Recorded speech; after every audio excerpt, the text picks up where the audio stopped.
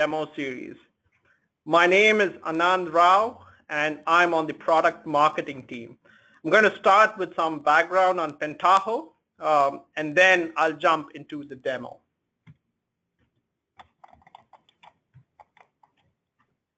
Pentaho is an end-to-end business analytics and data integration platform. A major area of focus for our platform has been helping customers integrate big data sources into their architecture and analyze a blend of traditional and emerging data. At the same time, we also provide analytic software that is highly embeddable in that it can seamlessly fit into existing end-user applications. A lot of our success in these areas have been due to our early innovation in big data, as well as the open architecture and standards that our platform is built on. Here's a closer look at the platform. As you can see, data integration or PDI includes not just ETL, but also the ability to orchestrate data flows with higher level logic. And this data can be from big data stores like Hadoop or NoSQL data stores, relational databases, or other sources. Once PDI blends and refines data, it is made available to Pentaho Business Analytics, which includes self-service reports and dashboards, as well as Analyzer, our product for ad hoc analysis and visualization. The platform is built on open standards like REST APIs and 100% Java code base, while at the same time, we've got frameworks for plugging in new visualizations, new data integration steps, and more. As such, it can provide solutions to evolving use cases in a changing data landscape. So where does Pentaho sit in an enterprise data architecture? Hopefully, this diagram helps answer that question. Starting at the lower left, we've got some traditional data sources like customer profiles and billing flowing into an enterprise data warehouse, EDW. Some customers use Pentaho data integration for this purpose and to model that merged data, routing it downstream to data marts and ultimately to Pentaho Business Analytics. However, at the top left, you may have some more emerging data sources, unstructured and semi-structured data from online interactions, sensors, and more. Here's where a lot of customers are using Pentaho to bring data into big data stores like Hadoop or MongoDB. Here we provide visual big data integration and orchestration without coding, really helping teams to unlock the value of big data faster. From there, we can also work with many high-performance analytic databases, and we can actually automatically create analytic models on data in HP Vertica, Cloudera's Impala, or Amazon Redshift for use in Pentaho Business Analytics. And in the middle, finally, you see Pentaho data integration linking the traditional data warehouse, EDW, at the bottom and big data stores at the top together. And here's where a lot of enterprises are seeing the most value coming from blended analytics with Pentaho. Now, there are a lot of BI and ETL tools out there. Many of the BI tools you may be investigating could fall into the category of visualization specialists, which are best suited for small groups of analysts analyzing spreadsheets for a single relational database. Pentaho goes much further than that, and here's why we are different. First, when you have trouble integrating a variety of diverse data and the end goal of analyzing this data together, Pentaho provides that robust data integration layer for making this possible. Most BI or analytics vendors don't do that.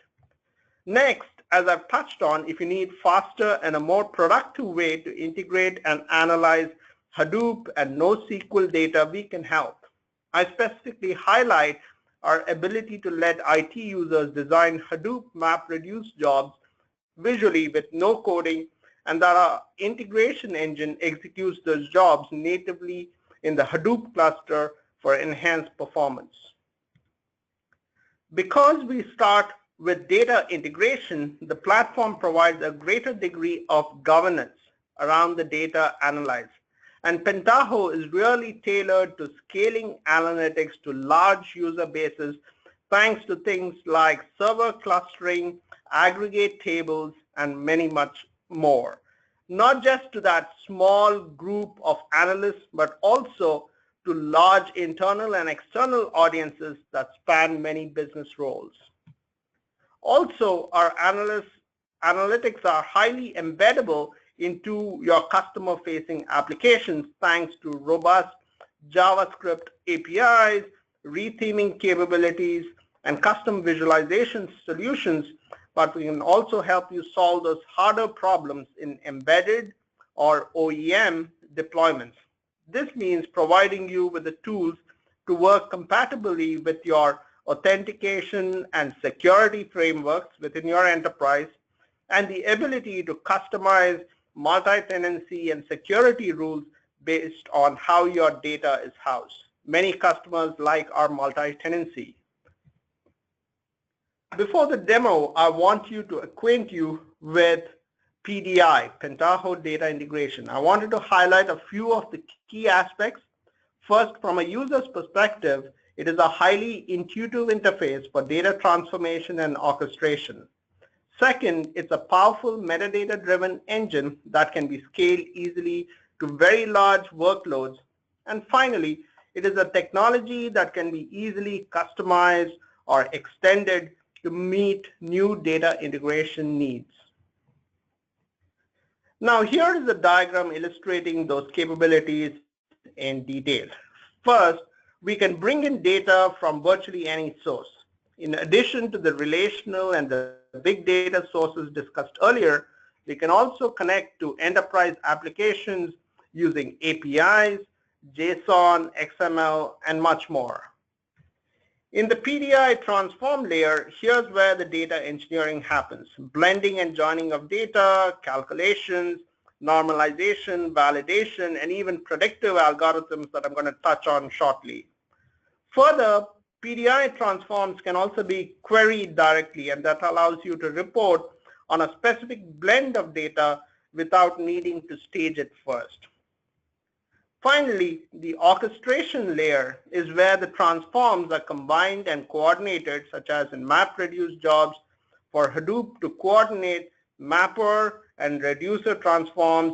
In addition, these jobs can incorporate notifications and file management logic, and these workflows can be scheduled to occur on a regular basis. Flipping to the analytics side, we have a full array of options for different use cases and users. We provide traditional linear style reporting tools, which you'd be surprised how many of today's new visualization vendors do not offer. At the same time, we have Analyzer, a robust OLAP engine for pivot style, drag and drop analysis, and interactive visualization. Really a great tool for exploring the data set. Then finally, our platform is extensible. We provide development tools and frameworks as well as expert design services so that you can go that extra mile to an analytics interface that is fully tailored to your business users, customers, or executives. For those looking to do predictive analytics, Pentaho also offers machine learning orchestration.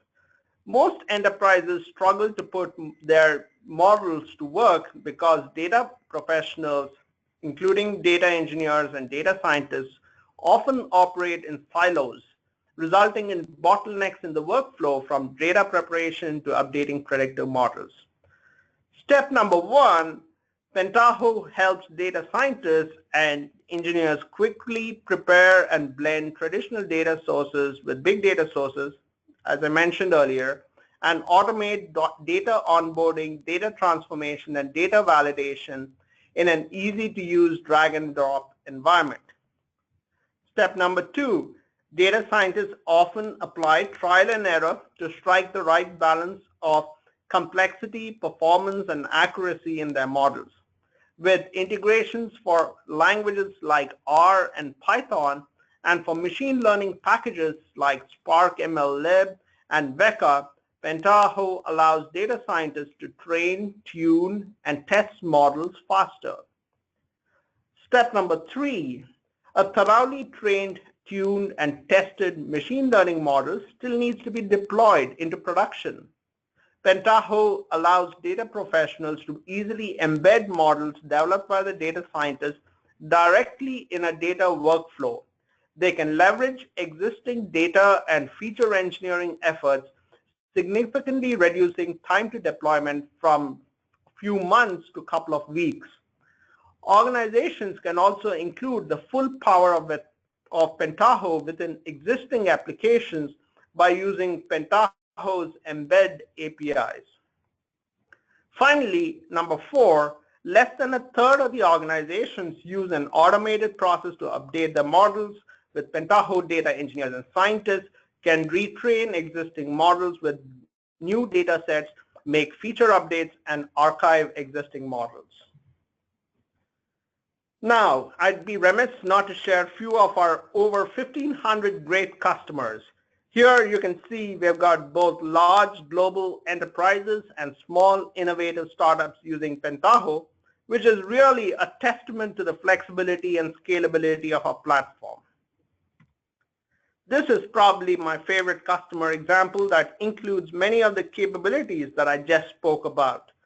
This business was recently acquired by Caterpillar and is part of their Marine Asset Intelligence Unit. They provide monitoring software on ships to look for equipment fault or failure risk. They leverage Pentaho to streamline and aggregate the equipment sensor data, customer profile data, and more to provide an analytics product both to the vessel owners across their fleets so that they can ultimately optimize maintenance cycles and fuel usage. We have seen savings of over $800,000 for each ship of theirs. So PDI streamlines the multi-source data into one unified data type for Caterpillar. R scripts and Veka functions are part of this data integration workflow to continually update estimates of useful life for equipment, hence operationalizing and bringing into production predictive analytics. So let's now switch to the demo. So we're going to go over the data integration piece of our platform, have a few examples for traditional data as well as big data. We're going to switch to the visualization and analysis piece where we're going to talk about Pentaho Business Analyzer, talking about reports and visualizations. We're going to talk about an embedded use case where our entire platform is embedded in a third-party application, and then we're going to open it up for questions. So this is our data integration platform, Pentaho Data Integration. This is the home screen. We have a number of different tabs, and we got support for it. Extensive enterprise support is available as well. These are the different inputs. In the design tab, we've got a variety of different input steps, starting from basic CSV files, moving on and getting into relational files, table inputs that you see over here, and so on. On the output side, we've got a similar set of outputs, including Microsoft Access, Salesforce, and even I forget to mention the JSON and the XML inputs for semi-structured data. And then on the big data side, we've got a variety of inputs, including HBase, Hadoop, MongoDB, the NoSQL databases, Cassandra, and so on. So on the right side, what you see is the canvas for developing a transformation and workflow. So this is a simple sales order data step. So each component within a transformation is called a step. So this is simple sales data that we can preview here.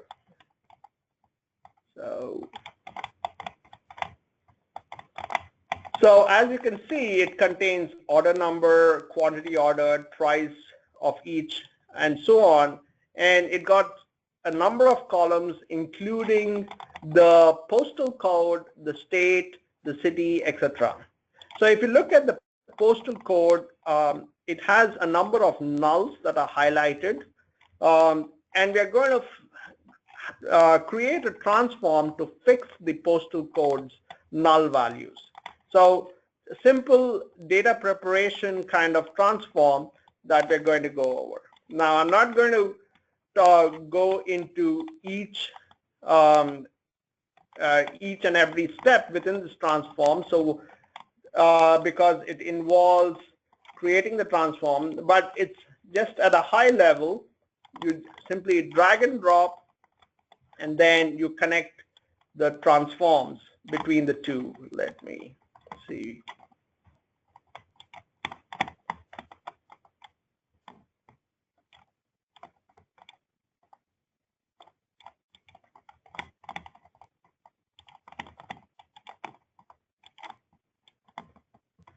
There you go. So, and then I'm not going to spend another 5 minutes developing the transform, and this is the specialized transformation that you can develop to fix the null values in the postal code. So you're reading the sales data from the same CSV file. You're filtering for missing zip codes or postal codes. So if the zip code is present, you're writing it directly to the database. If it is not present, then you're going to find the missing zip code using a directory of zip codes. So this is a lookup file. Let me preview that for you. So this is a city, state, postal code kind of a lookup file that you can use to find the transform. And then you're going to prepare the table, and then you're going to write it to the database. So basically, you're going to fill the database with correct zip codes. So I'm going to run the transform. You can run it on demand. You can schedule it. We have an enterprise scheduler to run the transform. And it's very quick. I mean, we don't have too many rows since this is more a demo kind of environment. But as you can see, it's very quick. It just finished, so 8:49 in the Pacific time zone today. And then we have a number of metrics that we can see, 21,000 rows, of which around 76 rows were fixed with the missing zip code. So if we were to preview the data and at the output step, and we go to the postal code and sort that column, we see that there are no zip codes anymore. So we can do a similar kind of preparation for the other missing pieces, like state is another example. We also have the capability to bring in our visualization capabilities into the data integration portion of the platform. We can visualize at any step in the transformation. So this is a simple table view. And then what you could do is you could switch over to any of the visualizations, and you can do things like a pivot style visualization where you can break down the quantity ordered by the postal code. So we just fixed the postal code, and so you don't see any null values. All the postal codes are valid. But instead, if we choose to bring in the state, what we can see is there are several orders without the state available and specified. So we can continue to iterate on this transformation to fix all the missing data in the different columns that are needed. And so well-prepared data, high-quality data results in better analytics. Now let me switch to the big data side. So this is an example of a Pentaho job that focuses on big data. So it contains input files which are on the HDFS file system. It is fed to a Pentaho MapReduce job to parse all those files. And then once the job completes, there's a success or failure alert that is sent out. Now let's look at this particular job, the MapReduce job. So the MapReduce job contains a mapper transform and a reducer transform. The mapper transform over here basically reads in the Hadoop files. So to give additional context, we are trying to understand the website visitors to this company, and the company's business analyst is trying to understand trends in the website visitors. So you've got the weblog data, you have saved it in a HDFS file format, and then you are parsing this data for the year, the client IP address, the type of request, whether it was a GET or a PUT or some other request, the day, month, year. You combine the year and month into an output key. So creating a key, because we are trying to understand the website visitors by month, and then feeding it to a Hadoop staging location, which is simply a HDFS location in this case, for the reducer transform to pick it up. So the reducer transform picks up this file as an input. It groups by the key that was just generated, the month year key. You do the aggregation, and then you feed it to the Hadoop output. So this is an example of a simple MapReduce transformation that is used to understand website visitors by parsing web logs and then providing some modeled output, some output which is fed to the HDFS file system. Now we can take this a step further. So suppose the business wants to understand the website visitors and correlate that to the sales orders. Well, ultimately revenue is what drives the business, so the business analyst is trying to understand the correlation between, say, a marketing campaign that they ran and that has driven website visitors to the website, and they want to see the subsequent sales. So we're going to have two different parallel pipelines, one for the web logs. So similar to the last transformation, you're going to read the web log, which is on HDFS file system. You're going to parse the month, year, and the specific page that they visited. You're going to change the month from a string value to a numeric value because the web log had a string value. You're going to denormalize. You're going to generate a key using the year and month as the generated key, and you're going to sort based on that key. Now the second pipeline, you got a MongoDB input. So this is your sales order data. All your sales orders are in this MongoDB database. You're going to denormalize by the type of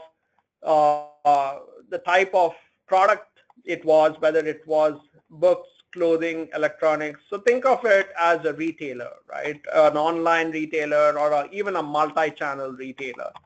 And then you're going to merge the website visitors with the sales orders based on a key that you generated, the year month key. And then you're going to rename the fields and feed it to an output. So this is the power of Pentaho, where you can blend the big data with the traditional data and derive unique insights that many of our other competitors do not offer.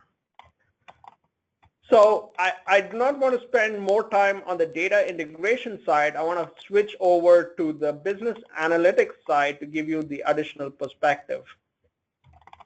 So this is our Pentaho user console. So it has a number of samples and tutorials that you can go on. It's a web-based interface, and I have it on my local machine. So here is an example of a visualization. Consider yourself a business analyst in the sales function. So you're trying to understand the sales across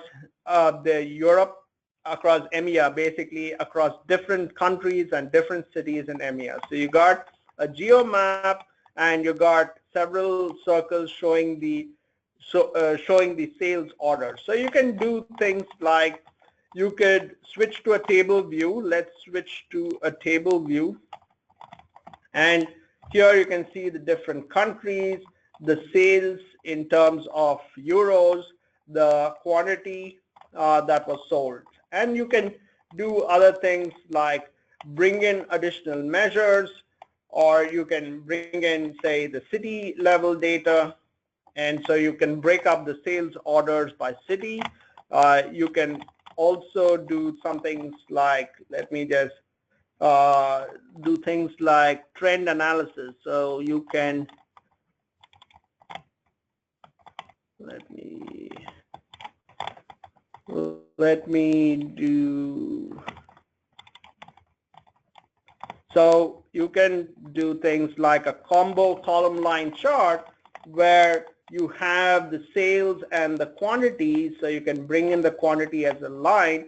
So as you can expect, the sales and the quantity are highly correlated with sales following the quantity across the different countries and the cities. Now let me go back to the geo map. So you have additional functionality within the geo map where you can choose a specific region within the geo map to focus on. So say you want to focus on France, you can choose just the cities in France. You can keep only those cities. You can choose a different type of mapping layers. So let me minimize these a little bit.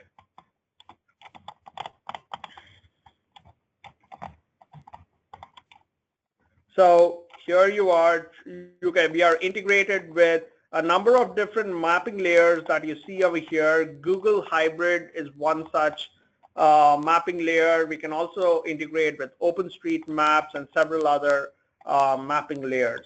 And then you can choose the type of scaling that you want, the type of coloring that you want, and so on. So this is a simple example for analyzing and for drilling down on a specific area and choosing different maps so that you could get the right insights.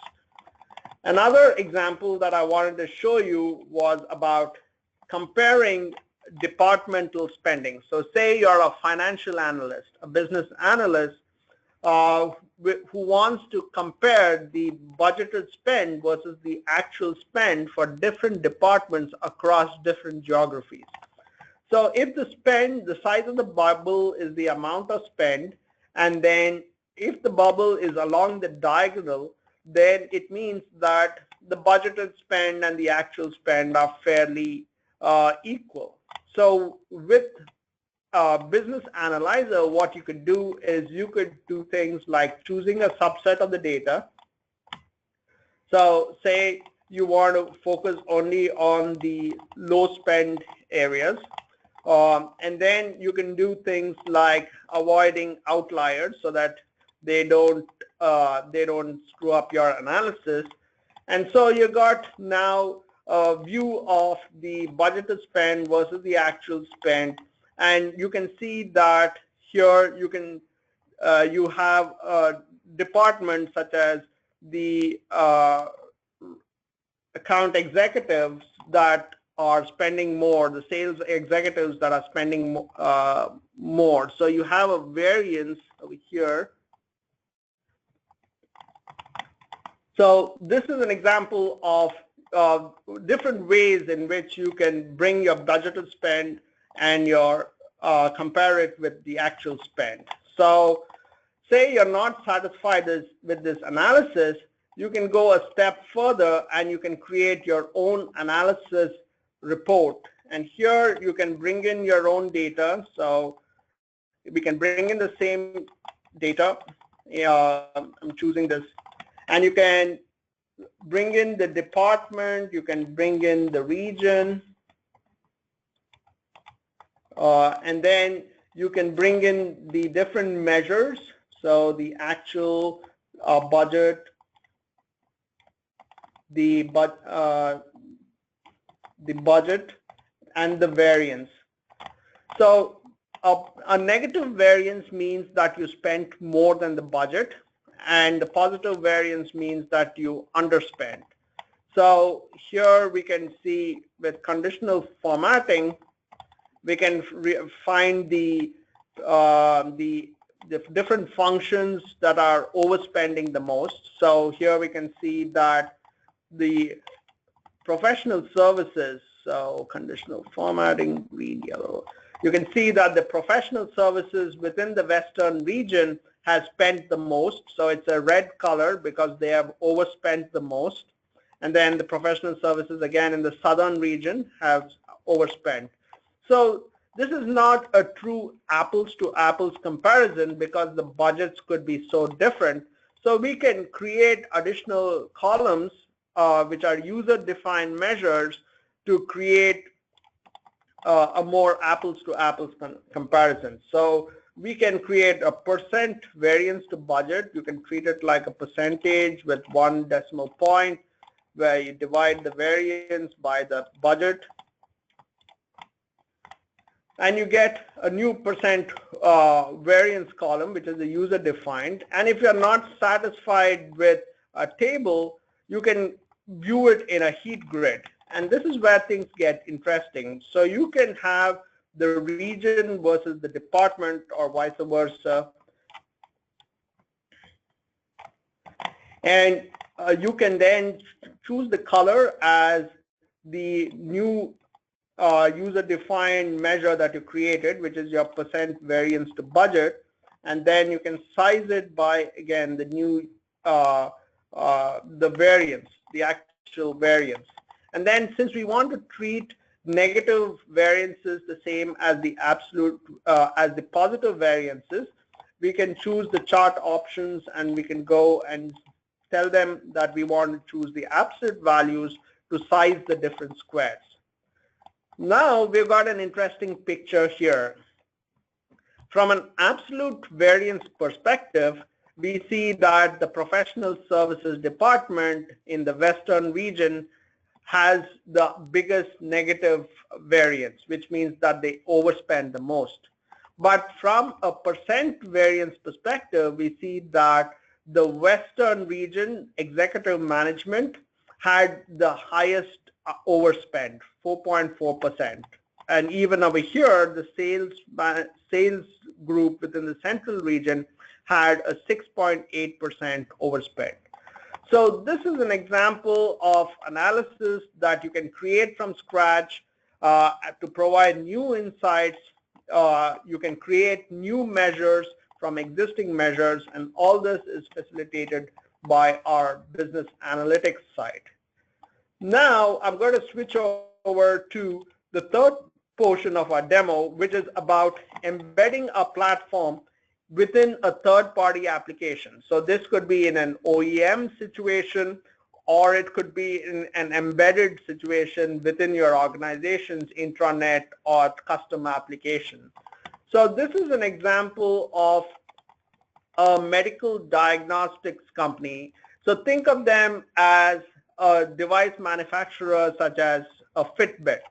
So this manufacturer has collected a lot of diagnostic information such as heart rate and blood pressure for all their users. They have anonymized it and aggregated it so that you can get some interesting trends in this data, right? So they have collected it all over the world, and you can see that they have it by country. So in Brazil, the average heart rate is 91 beats per minute, and so on. So this is a custom visualization that they have created using our C-Tools framework. But what I want to show you is, since they have embedded both the data integration and the visualization piece, you can create custom data sets. So we can create all the data that is, say, within North America. So we can choose Mexico, Canada, Mexico. Let's go back. Let's get Canada, Mexico, and the United States. And then you can choose some of the subset of data, say those folks who consume more than 2,000 calories. We want to understand their blood pressure. And then you can choose their different years in which this data was collected. Again, it's anonymized data, and this is just an example. So this is a way to monetize your data. Provide that data to the business if your customers are internal, or in an OEM situation, provide it as a service to external paying customers. So at the background, what's happening is that a parameterized data integration job is being run with the parameters that you have chosen in the dashboard that I just showed you. So now that it's done, you can go to Analyzer and you can open a very customized report for the information that you just showed. So let's wait till this is done. So here, so as I said, this is the analyzer embedded in a third-party application. So this should look familiar to you since I just demonstrated this. And you can bring in additional measures such as the blood pressure in addition to the heart rate. And you can see that it's broken up by the different calorie counts that we have chosen. And then you can do, and this is for the different countries that we chose in North America: Canada, Mexico, US. And then you can have different visualizations over here where you can bring in the data, not just in the table format, but you can have your visualization. So you can pull up Analyzer, and then here you can see by age group the average heart rate for all the 3 countries combined. Now you can go a step further and you can bring the country as well to dive deeper in. So once you bring the country as a series, then you can see that you have Canada, Mexico, United States, and you have the breakup. But what the cool part about this integration is, we allow you to integrate using JavaScript and REST to third-party controls. So we chose different years. So using the slider control, you can choose different years and have the visualization react accordingly. So again, this is easy for an executive to do his own ad hoc analysis. And since you have brought the data from the back-end system using our data integration piece, you can then play around with the data to try to get some new insights that were previously not possible. So all this can be done in a self-service fashion by the business user. So this concludes our demo, and now I'm going to switch over and talk about some of the questions that we got. So we got a number of different questions. I'm going to cover as many as I can, and then for those who I cannot get to, we'll definitely get back to you. So with that, let me go through the top 4 or 5 questions. The first question is about, does Pentaho support Spark? So yes, as of today, Pentaho supports Spark. I showed you a MapReduce example. We also support Spark. In particular, we provide the ability to orchestrate and coordinate existing Spark applications. We support Spark modules such as Spark Streaming, Spark machine learning. I talked about predictive machine learning, that we support the 4 steps, and we provide connectivity to Spark SQL for the PDI transformations. The second question was about the Caterpillar example and our support for real-time data analytics. So depending on your definition of real-time, Pentaho is able to support many real-time data analytics use cases. Pentaho is able to process data from message queues, from JMS, WebSphere, MQ, and Kafka. And depending on the use case, PDI is able to integrate data in a continuous fashion, such as intervals of a few minutes. So real time to us means a few minutes. So job scheduling. So yes, I know many of you run batches of jobs. PDI supports an enterprise scheduler that is built in. You can schedule jobs and transformations to occur on a regular basis at specific times. The community edition does not have this. So we also integrate with a number of external schedulers.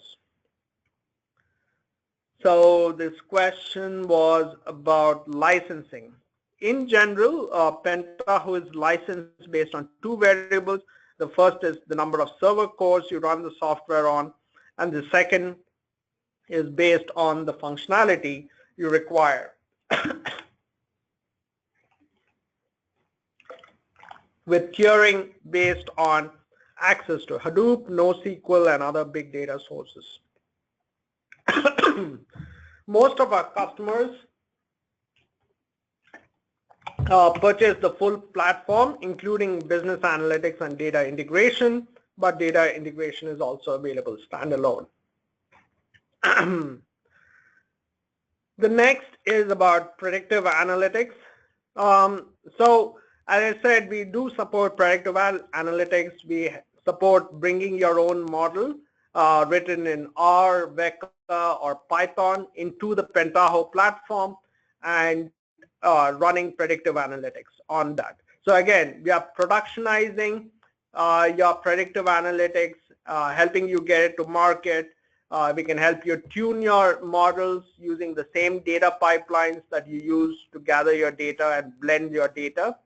So this is, we've got great customers using this capability as everyone moves from regular analytics to predictive analytics. Do you host on Amazon or do you have a hosted version? So we do not provide a hosted version, but many of our customers run Pentaho on Amazon. For example, on Amazon EC2. We also integrate with a number of cloud data sources such as Amazon EMR, Amazon Redshift, and Amazon S3. So I'm running out of time. So thank you for attending. We look forward to hearing from you, and we look forward to doing business with you. Thank you very much.